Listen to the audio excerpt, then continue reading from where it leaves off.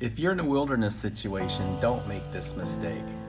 I know a lot of you are going through a wilderness experience, but it doesn't have to be this way.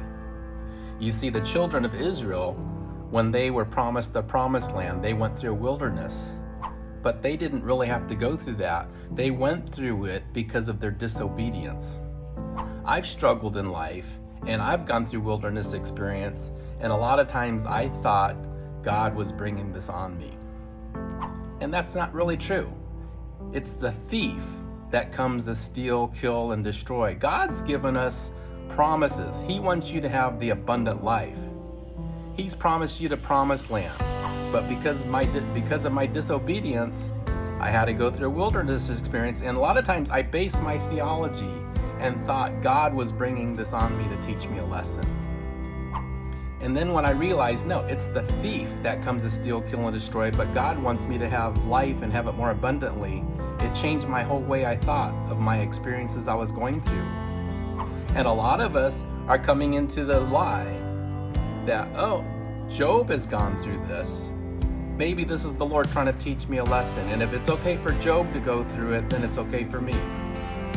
Well, if you've got cancer and you think that's God's will for your life, let me ask you a simple question. Why do you go to doctors to try to get rid of it? If that's God's will for your life, why don't you call in for more of it?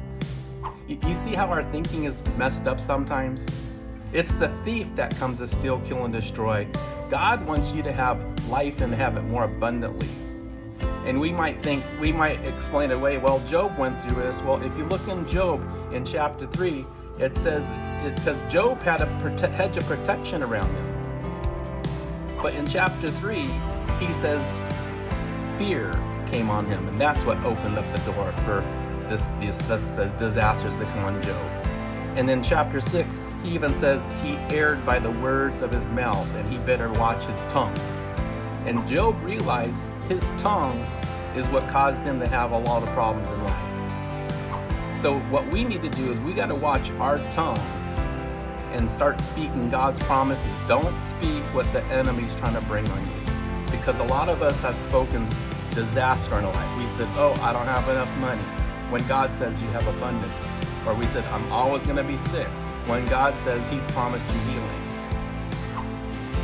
We got to start speaking what God says and stand on his promises. Don't believe the evil reports that there's giants in the land, but start standing on God's promises and take the land like Joshua and Caleb.